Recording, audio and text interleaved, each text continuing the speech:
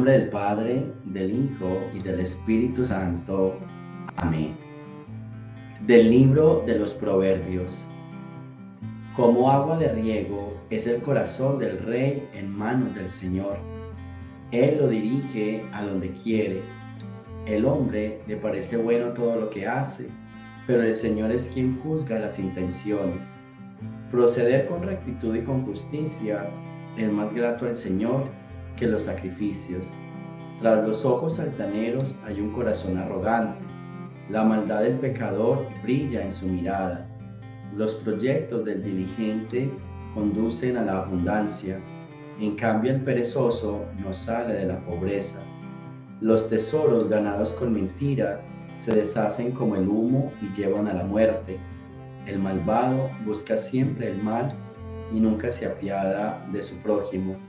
Cuando se castiga al arrogante, el sencillo aprende. Cuando se amonesta al sabio, crece su ciencia. El Señor observa el proceder de los malvados y acaba por precipitarlos en la desgracia. Quien cierra los oídos a las súplicas del pobre, clamará también, pero nadie le responderá. Palabra de Dios. Bien, aquí tenemos un bello pasaje del libro de los Proverbios. Hay varias frasecitas. Los Proverbios es un libro que se trataba de la sabiduría popular del pueblo y eran como pequeños refranes, pequeñas palabras, pequeñas frases que servían como para iluminar, para ilustrar, al mismo tiempo para aconsejar al pueblo, y por eso vienen como en pequeños refranes. Como agua de riego es el corazón del rey en manos del Señor. Él lo dirige a donde quiere.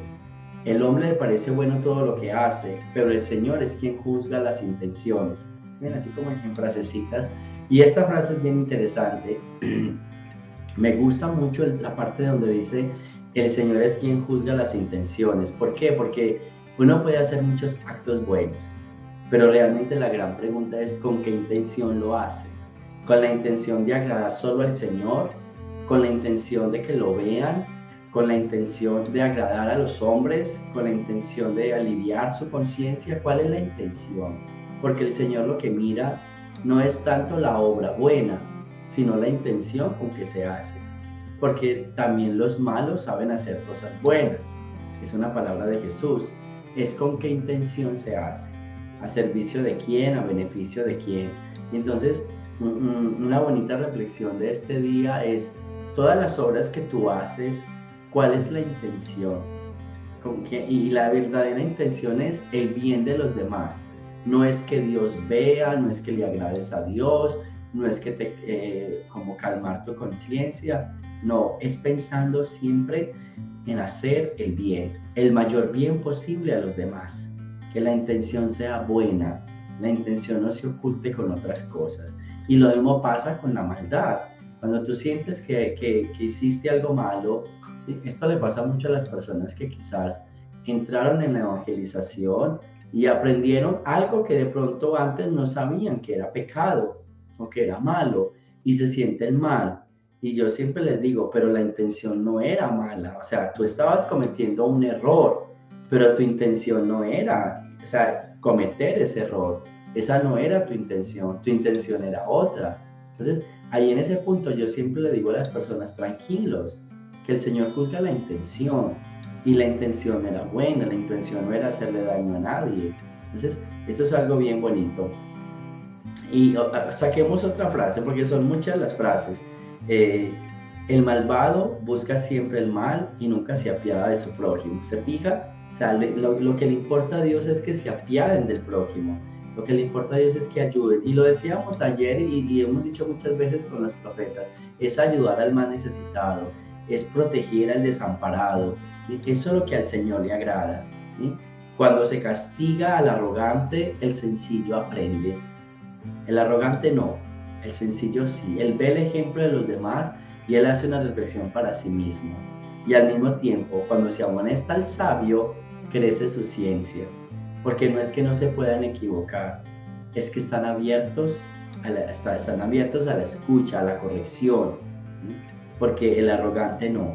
El sabio sí, al sabio se le puede corregir, al arrogante no, porque se cree poderoso, que no se equivoca, se cree necio, ¿sí ven? Al orgulloso no se le puede corregir. El sabio puede escuchar y realmente si está en un error lo puede aceptar. Y dice la palabra de Dios, se amonesta al sabio y crece.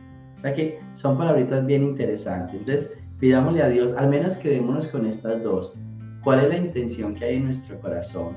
La intención de hacer el bien y especialmente el bien a los demás. Y lo segundo, que nosotros podamos aprender cuando se amonesta al arrogante o que cualquier amonestación que se nos haga a nosotros podamos escuchar y crecer. Que sea un espíritu de sabiduría el que tengamos y no un espíritu de vanagloria o de orgullo. Del Santo Evangelio según San Lucas.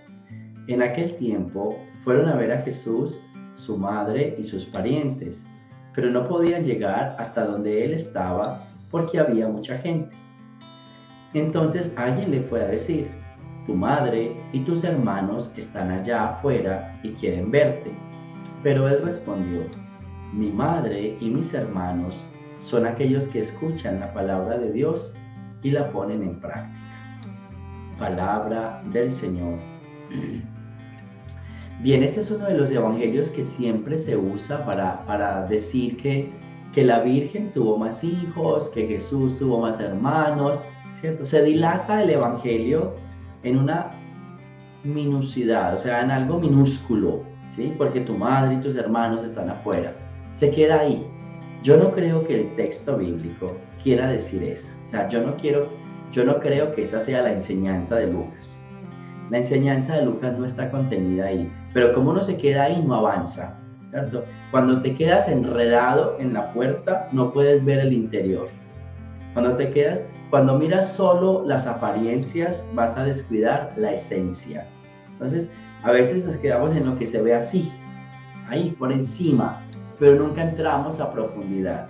Y este evangelio tiene a profundidad algo grandísimo.